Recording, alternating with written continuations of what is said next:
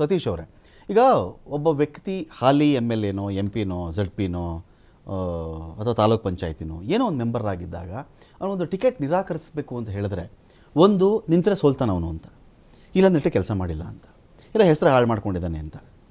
ಉಳಿದ ಕಾರಣಗಳು ರಾಜಕಾರಣದಲ್ಲಿ ಅನಾರೋಗ್ಯ ಇತ್ತು, ಅವರೇ ವಯೋಸಹಜ ಕಾರಣ ಕೊಟ್ಟಿದ್ದಾರೆ, ಕ್ಷೇತ್ರದಲ್ಲಿ ಸಂಚರಿಸೋಕ್ಕಾಗಲ್ಲ, ಓಡಾಡೋಕ್ಕಾಗಲ್ಲ, ಈ ಥರದ ಕಾರಣಗಳು ಜನರ ಮೆಚ್ಚುಗೆಗೆ ಅಥವಾ ಜನರ ಕಣ್ಣೊರ್ಸೋಕ್ಕೆ ಹೇಳಬಹುದು. ಇಲ್ಲೊಬ್ಬ MP ಗಳಿಗೆ ಟಿಕೆಟ್ ನಿರಾಕರಿಸ್ತಿದ್ದಾರೆ ಅಥವಾ ಟಿಕೆಟ್ ಕೊಡ್ತಾ ಇಲ್ಲ ಅಂತ ಹೇಳಿದ್ರೆ, ಇಷ್ಟು ಮೂರರಲ್ಲಿ ಏನಾದರೂ ಒಂದು ಕಾರಣ ಇರಬೇಕಲ್ಲ. ಕೆಲಸ ಮಾಡಿರಲ್ಲ, ನಿಂತರೆ ಸೋಲ್ತಾರೆ. ಜೆನ್ಯೂನಾಗಿ ಕೇಳ್ತಾ ಇದ್ದೀನಿ, ಇದು ಬಿಡಿ ರಾಷ್ಟ್ರ ಪ್ರೇಮ, ರಾಷ್ಟ್ರ ಹಿತದೃಷ್ಟಿಯಿಂದ ಧಕ್ಕೆ ಆಗಿಬಿಡುತ್ತೆ ಅನ್ನೋದು ಬೇರೆ ಕಾರಣಗಳದ್ದು. ಆಯಾ ಪಕ್ಷಗಳ ಸಿದ್ಧಾಂತದ ಪ್ರಕಾರ ಮಾತಾಡ್ಕೊಳ್ತಾರೆ. ಇದು ಹೇಗೆ ಈ ಟಿಕೆಟ್ಗಳ ಕಥೆ ಅಂತ? ನಿಜಕ್ಕೂ ಇವತ್ತು ಈಗ BJPನವ್ರು ಲಿಸ್ಟ್ ಅನೌನ್ಸ್ ಮಾಡಿ ನೋಡಿದಾಗ ನನಗೆ ನಿಜವಾಗ್ಲೂ ಶಾಕ್ ಅನ್ನಿಸ್ತು. ಯಾಕಂದರೆ ಇವರು ಹೇಳಿದಾಗೆ ಪಕ್ಷ ನಿಷ್ಠೆ ಅಂತ ಏನು ಹೇಳ್ಕೊಂಡು ಬರ್ತಾ ಇದ್ರು ಅದೆಲ್ಲ ಗಾಳಿಗೆ ತೂರ್ದಂಗೆ ನನಗೆ ಕಾಣ್ತಾ ಇದೆ. ಯಾಕಂತ ಹೇಳಿದ್ರೆ ನೋಡಿ, ಪ್ರಮುಖವಾಗಿ ಪ್ರತಾಪ್ ಸಿಂಹ ಅವ್ರದ್ದು ಸೀಟ್ ತಪ್ಪಿರುವಂಥದ್ದು, ಮತ್ತು ಅಲ್ಲಿ ಶೋಭಾ ಕರಂದ್ಲಾಜೆ ಅವರು ಉಡುಪಿ ಚಿಕ್ಕಮಗಳೂರು ಅಲ್ಲಿಂದ ಇಲ್ಲಿಗೆ ಬೆಂಗಳೂರು ಉತ್ತರಕ್ಕೆ ಪಲಾಯನ ಮಾಡಿಸಿರೋದು, ಇಲ್ಲಿ ಸೀಟ್ ಕೊಟ್ಟಿರ್ತಕ್ಕಂಥದ್ದು, ಮತ್ತು ಕರಡಿ ಸಂಗಣ್ಣ ಅವ್ರು ಗೆದ್ದಿದ್ರು, ಅವ್ರಿಗೆ ಬಸವರಾಜ್ ಅನ್ನೋರು ಡಾಕ್ಟರ್ ಬಸವರಾಜ್ ಅನ್ನೋರು ಕೊಟ್ಟಿದ್ದಾರೆ. ಸೊ ಈ ರೀತಿ ಎಷ್ಟೋ ಅದಲ್ ಬದಲುಗಳನ್ನ ಮಾಡಿದ್ದಾರೆ. ಸೊ ಈ ರೀತಿ ಗೆದ್ದಿರೋ ಅಂಥವ್ರನ್ನೇ ಅದಲ್ ಬದಲು ಮಾಡ್ತಾರೆ ಅಂದರೆ ಅಲ್ಲಿಗೆ ನಾವೇ ತಿಳ್ಕೊಬೇಕಾಗ್ತದೆ ಇವರಿಂದ ಯಾವುದೇ ರೀತಿ ಅಂದರೆ ಪಕ್ಷಕ್ಕೆ ಆಗಲಿ ಮತ್ತು ಮುಖ್ಯವಾಗಿ ವೋಟ್ ಮಾಡಿ ಗೆಲ್ಲಿಸ್ತಕ್ಕಂಥ ಕರ್ನಾಟಕದ ರಾಜ್ಯದ ಜನತೆಯ ಹಿತಾಸಕ್ತಿಗಳು ಯಾವುದು ಪೂರೈಕೆ ಆಗಿಲ್ಲ. ಪ್ರಮುಖವಾಗಿ ನೋಡೋದಾದ್ರೆ ಈಗಾಗಲೇ BJP ಎಲ್ಲೆಲ್ಲಿ ಚೇಂಜ್ ಶಫಲ್ ಮಾಡಿದಾರೋ ಅಲ್ಲಿ ಸೋಲನ್ನು ಒಪ್ಕೊಂಡಿದ್ದಾರೆ ಅಂತ ಅನ್ಕೊಂಡಿದ್ದೀನಿ ನಾನು. ಯಾಕಂತ ಹೇಳಿದ್ರೆ ಗೆದ್ದಿರೋ ಅಂಥವ್ರನ್ನ ತೆಗೆದು ಬದಲಾವಣೆ ಮಾಡ್ತಕ್ಕಂಥದ್ದು, ಏನೋ ನಾವು ರಾಷ್ಟ್ರದ ಹಿತಾಸಕ್ತಿ ಅಂತ ಹೇಳಿ ಇವರು ಲೇಪನ ಮಾಡ್ತಕ್ಕಂಥದ್ದು, ಜನ ಏನು ದಡ್ರಲ್ಲ. ಇಲ್ಲಿ 25 ಜನ ಇವ್ರೇನು BJPನವರು ಕಳೆದ ಬಾರಿ ಗೆದ್ದಿದ್ರು ಇವರೆಲ್ಲ ಮೋದಿ ಮುಖವಾಡಗಳು. ಯಾಕಂದ್ರೆ ಹಂಗಂತ ಹೇಳಿದ್ರೆ ಮೋದಿಯವರ ಹೆಸರೇ ಓಟ್ ಕೇಳಿದಂತ ಮೋದಿ ಮುಖವಾಡಗಳೇ ಕೇಳಿದ್ದು. ಆದ್ರೆ ನಮ್ಮ ರಾಜ್ಯಕ್ಕೆ ಯಾವ ರೀತಿಯ ನ್ಯಾಯವನ್ನ ಇವರು ಒದಗಿಸಿದ್ರು ಅನ್ನೋ ಪ್ರಶ್ನೆ ತಗೊಂಡಾಗ ಯಾವುದು ಇವರು ಗಟ್ಟಿಕಾಳಾಗಿ ನಿಂತ್ಕೊಂಡಿಲ್ಲ. ನಿಮ್ಮನ್ನೇ ಕೇಳ್ಬಿಡ್ತೀನಿ, ಈ ರಾಜ್ಯಕ್ಕೆ ನ್ಯಾಯ, ನೀರು ವಿಚಾರ ಬಂದಾಗ ಏನು ಮಾಡಿದ್ರು, ಗಡಿ ವಿಚಾರ ಬಂದಾಗ ಏನು ಮಾಡಿದ್ರು, ಬೆಲೆ ಏರಿಕೆ ಆದಾಗ ಏನು ಮಾಡಿದ್ರು, ತೆರಿಗೆ ಅನ್ಯಾಯ ಆದಾಗ ಏನು ಮಾಡಿದ್ರು, ಇವೆಲ್ಲ ನಿಜವಾಗ್ಲೂ ಓಟ್ ಹಾಕ್ಬೇಕಾದ್ರೆ ನೆನಪಿರುತ್ತೆ? ಖಂಡಿತ. ನಿಮ್ಮ ಪ್ರಕಾರ ನಾನು ಜೆನ್ಯೂನಾಗಿ ಕೇಳ್ತಾ ಇದ್ದೀನಿ. ಕರೆಕ್ಟಾಗಿ ಟಿಕೆಟ್ ಅನೌನ್ಸ್ ಆಯಿತು, ಕ್ಯಾಂಡಿಡೇಟ್ ಅಳ್ತಾ ಇದ್ದ, ಕ್ಯಾಂಡಿಡೇಟ್ ಕೂಗಾಡ್ತಾ ಇದ್ದ, ಕಿರ್ಚಾಡ್ತಾ ಇದ್ದ, ಕೊನೆಗೆ 3 ದಿನ ಮ್ಯಾಕ್ಸಿಮಮ್ 3 ಡೇಸ್ ಈ ಡ್ರಾಮಾ. ಅವರೇ ಜಯೇಂದ್ರ ಈಗಾಗಲೇ ಬಂದ್ಬಿಟ್ಟು ಟ್ವೀಟ್ಗಳಲ್ಲಿ ಬಂದ್ಬಿಟ್ಟಿದೆ, ಅದು ಅವರು ವೆಂಕಟೇಶ್ ಅವರು ಕೂಡ ಹೇಳ್ತಾ ಇದ್ರು. ಸೊ ಹೀಗಿದ್ದಾಗ ನಿಜವಾಗ್ಲೂ ಬೂತ್ಗೆ ಹೋದಾಗ ಈ 5 ವರ್ಷಗಳನ್ನ ಜನ ಎಲ್ಲ ರಿವೈಂಡ್ ಮಾಡ್ಕೊಂಡು, ಪಾಸ್ ಮಾಡ್ಕೊಂಡು, ತಿರ್ಗಿ ಫಾರ್ವರ್ಡ್ ಮಾಡ್ಕೊಂಡು, ಪ್ಲೇ ಮಾಡ್ಕೊಂಡು, ಕೇಳ್ಕೊಂಡು ಓಟ್ ಹಾಕ್ತಾರೆ. ರಮಾಕಾಂತ್ ಅವರೇ, ನೀವು ಒಬ್ಬರನ್ನ ಎಷ್ಟು ಸತಿ ಅಮಾರಿಸ್ತೀರಾ? ಸತೀಶ್ನ ನೀವು ಎಷ್ಟು ಸತಿ ಅಮಾರಿಸ್ತೀರಾ?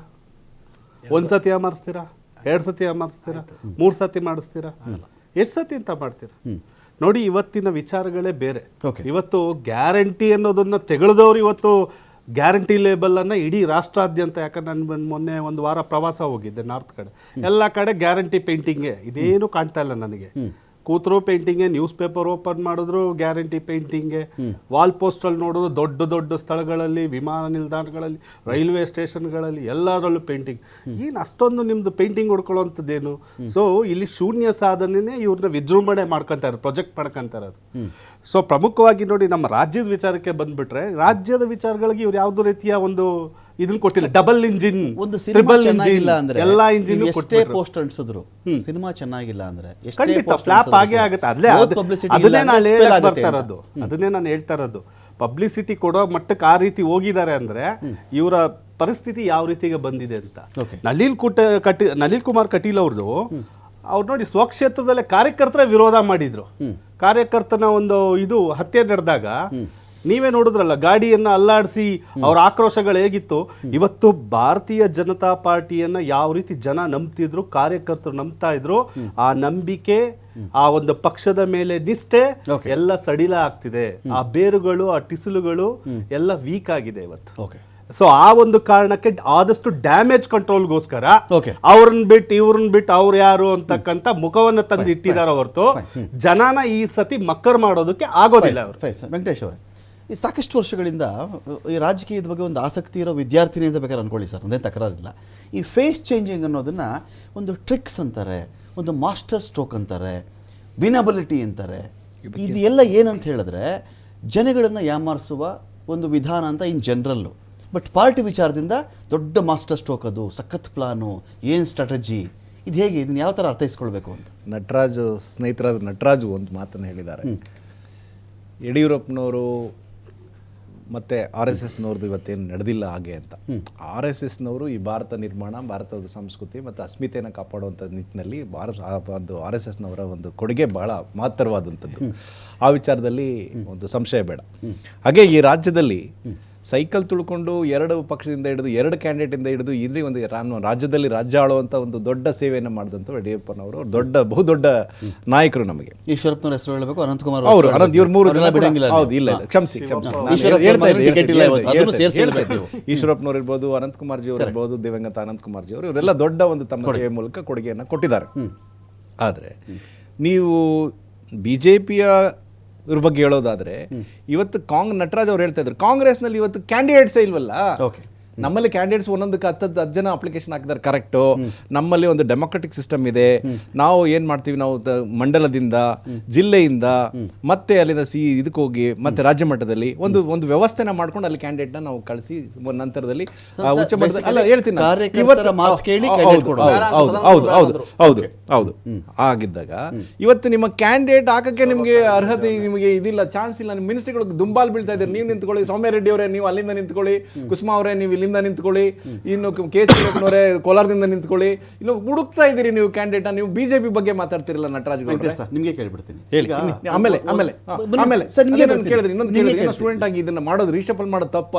ಒಂದು ರಾಜಕೀಯ ಪಕ್ಷವಾಗಿ ಅದರಲ್ಲಿ ಏನು ಸ್ಟ್ರಾಟಜಿ ಏನಾದ್ರೂ ಕರೀರಿ, ಐ ಡೋಂಟ್ ಅಬ್ಜೆಕ್ಟ್, ನೀವು ಕರೀರಿ, ನನ್ನ ಪ್ರಶ್ನೆ ಇರೋದು ಕರೀರಿ. ಆಮೇಲೆ ನೋಡಿ ಸರ್, ನಿಮಗೆ ಕೇಳ್ತೀನಿ. ಈಗ ಸರ್ಕಾರದ ವಲಯದಲ್ಲಿ ಯಾವುದೊಂದು ಅಧಿಕಾರಿ ಕೆಲಸ ಮಾಡ್ತಿರ್ತಾರೆ, ಅವ್ರಿಗೇನೋ ತಪ್ಪಾಯಿತು ಅಂದಾಗೋ ಇನ್ನೊಂದಾಯಿತು ಅಂದಾಗೋ ಅಮಾನತ್ ಮಾಡ್ರಿ ಇವ್ರನ್ನ, ಇಲ್ಲ ಟ್ರಾನ್ಸ್ಫರ್ ಮಾಡ್ರಿ ಅಂತಾರೆ. ನಿಜ ಅಲ್ಲ ಸರ್? ಅದೇನು ಅರ್ಥ ಹೇಳಿ ಅದಕ್ಕೆ? ತಪ್ಪು ಮಾಡಿದರೆ ಒಂದು ಪನಿಷ್ಮೆಂಟ್ ಆಗಲಿ ಅವ್ರಿಗೆ ಅಂತ. ಇಲ್ಲಿ ನಿಮ್ಮದೇ ಕಾರ್ಯಕರ್ತರು ಗೋ ಬ್ಯಾಕ್ ಅಂತ ಅವ್ರಿಗೆ ಹೇಳಿದಾಗ ಇಟ್ಸ್ ಅ ಪನಿಷ್ಮೆಂಟ್. ಅವ್ರಿಗೆ ನೆಕ್ಸ್ಟ್ ಟಿಕೆಟ್ ಸಿಗಬಾರ್ದು ಅಂತ ಅದರ ಅರ್ಥ. ನಮ್ಮ ಕ್ಷೇತ್ರಕ್ಕೆ ಬಂದಿಲ್ಲ ಅಂತ ಅರ್ಥ, ಕೆಲಸ ಮಾಡಿಲ್ಲ ಅಂತ ಅರ್ಥ. ಅವ್ರನ್ನ ತಂದು ಇನ್ನೊಂದು ಕ್ಷೇತ್ರಕ್ಕೆ ಹಾಕ್ಬಿಟ್ರೆ ಅವಾಗ ಅದರ ಅರ್ಥ ಏನು ಅಂತ ಹೇಳಿದ್ರೆ, ಅವ್ರಿಗೆ 5 ವರ್ಷ ಪನಿಷ್ಮೆಂಟ್ ಕೊಟ್ಟಿದ್ದೀವಿ ಜನಗಳೇ, ನಿಮ್ಗೆ 5 ವರ್ಷ ಕೊಡ್ತಾ ಇದೀವಿ ತಗೊಳ್ಳಿ ಅಂತನಾ? ಇದ್ರ ಬಗ್ಗೆ ಚಿಕ್ಕಮಗಳೂರು ಮತ್ತು ಉಡುಪಿ ಕ್ಷೇತ್ರ ಲೋಕಸಭಾ ಕ್ಷೇತ್ರದಲ್ಲಿ ನಡೆದಂಥ ಈ ಏನು ತಾವು ಹೇಳ್ತಾ ಇದ್ರಿ, ಅದ್ರ ಬಗ್ಗೆ ನಮ್ಮ ಯಡಿಯೂರಪ್ಪಾಜಿಯವರು ಆಗಲೇ ಅದ್ರ ಒಂದು ಸ್ಪಷ್ಟನೆ ಕೊಟ್ಟಿದ್ದಾರೆ. ಯಾರೋ ಕೆಲವರು ಹಿತಾಸಕ್ತಿ ಉಳ್ಳಂಥವ್ರು ಮಾಡಿದ್ದಾರೆ. ಅದರಲ್ಲಿ ಸಾಕಷ್ಟು ಕೆಲಸಗಳನ್ನು ಶೋಭಾ ಕರಂದ್ಲಾಜೆ ಅವರು ಅಲ್ಲಿ ನಮ್ಮ ಕೇಂದ್ರ ಸರ್ಕಾರದಿಂದ ಸ್ಕೀಮ್ಗಳನ್ನ ತಂದು ಭಾಳಷ್ಟು ಸಾಕಷ್ಟು ಕೆಲಸ ಮಾಡಿದ್ದಾರೆ. ಮತ್ತು ಅದನ್ನು ಅವ್ರದ್ದು ಬುಕ್ ಮೂಲಕ ಕೂಡ ಪ್ರೊಡ್ಯೂಸ್ ಮಾಡಿದ್ದಾರೆ. ಅದ್ರ ಮೂಲಕ ಸಾಕಷ್ಟು ಆ ಭಾಗದಲ್ಲಿ ಅಭಿವೃದ್ಧಿ ಆಗಿದೆ. ಅದು ಯಾರೋ ಸ್ವಲ್ಪ ಜನ ಮಾಡಿದರೆ ಅದು ಕೇಳ್ತೀನಿ. ನಮಗೆ ಇವ್ರು ಇಷ್ಟ, ಇವರು ನಾನು ಟಿಕೆಟ್ ಕೊಡಬೇಕು ಅಂತ ಡಿಸೈಡ್ ಮಾಡಿಬಿಟ್ರೆ 100 ಸಮರ್ಥನೆ ಮಾಡ್ಕೋಬೋದು ಸರ್.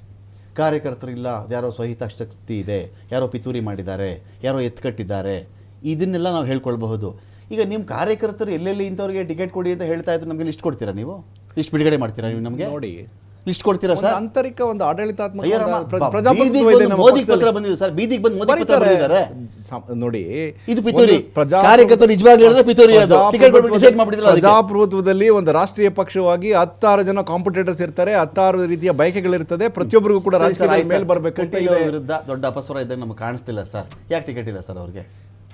ನಿರ್ಧಾರ ತಗೊಂಡಿದ್ದಾರೆ. ಚೌಟ ಅವರು ಏನಿದ್ದಾರೆ, ಅವರು ಆರ್ಮಿನಲ್ಲಿ ಕೆಲಸ ಮಾಡಿ, ಬಾರ್ಡರ್ನಲ್ಲಿ ಕೆಲಸ ಮಾಡಿ ಬಂದಿದ್ದಾರೆ. ಯುವ ನಾಯಕರಿದ್ದಾರೆ, ಕೆಲಸ ಮಾಡಲಿಲ್ಲ, ಬ್ರಿಡ್ಜ್ ವಿಚಾರಕ್ಕೆ ಬಹಳ ಟೀಕೆ ತಗೊಂಡಂತ ವ್ಯಕ್ತಿ. ಅವ್ರು ಹೇಳಿದ್ರು ನೋಡಿದ್ರಿ, 1 ಲಕ್ಷ ಕೋಟಿ ರೂಪಾಯಿ ತಂದಿದ್ದೀನಿ. ಕರ್ನಾಟಕದ ಅರ್ಧ ಬಜೆಟ್ 15 ವರ್ಷ ಅವರು 1 ಲಕ್ಷ ಕೋಟಿ. ನಿಜವಾಗ್ಲೂ ದಕ್ಷಿಣ ಕನ್ನಡ ಜನಗಳು ಫೋನ್ ತಗೊಂಡ್ಬಿಡ್ತೀನಿ ಸರ್. ಈಗ 1 ಲಕ್ಷ ಕೋಟಿ ಇಟ್ಕೊಳ್ಳಿ, ನೀವು ಹೇಳಿ ಕೆಲಸ ಏನು ಅಂತ ದಕ್ಷಿಣ ಕನ್ನಡ ಜನ. 15 ವರ್ಷಗಳ ಕಾಲ ಅವರು ಸಂಸದರಾಗಿದ್ದವರು, ನಮ್ಮ ಪಾರ್ಟಿ ಅಧ್ಯಕ್ಷರಾಗಿದ್ದವರು, ಅವರು ಸಾಕಷ್ಟು ಕೆಲಸ ಮಾಡಿದ್ದಾರೆ. ಗೌರವ ಇದೆ. ಅವರು ಹೇಳಿದ್ದಾರೆ ಯುವ ನಾಯಕನಿಗೆ ಒಂದು ಅವಕಾಶ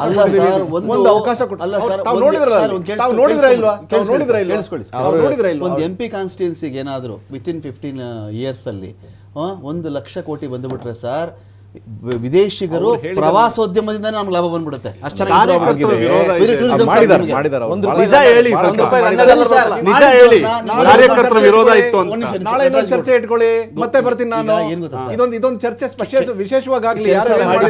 ಕೆಲಸ ಮಾಡಿರುವಂತ ವ್ಯಕ್ತಿಗೆ ಮಾಡಿದ್ದಾರೆ, ಇಡೀ ಬೆಲೆ ಇಲ್ಲ ರಾಜ್ಯದಲ್ಲಿ. ಅಂತ ಆಯ್ತು. ಯಾಕಂಗಂತೀರಿ? ಮತ್ತೆ ಟಿಕೆಟ್ ಹಾಕಿಲ್ಲ ಅವ್ರಿಗೆ.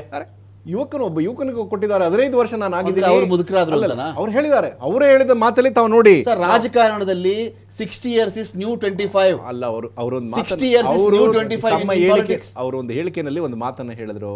ಒಬ್ಬ ಯುವ ನಾಯಕನಿಗೆ ಒಂದು ಅವಕಾಶ ಸಿಕ್ಕಿದೆ, ರಾಷ್ಟ್ರಪ್ರೇಮಿ ಇರ್ತಕ್ಕಂಥವ್ರು, Okay.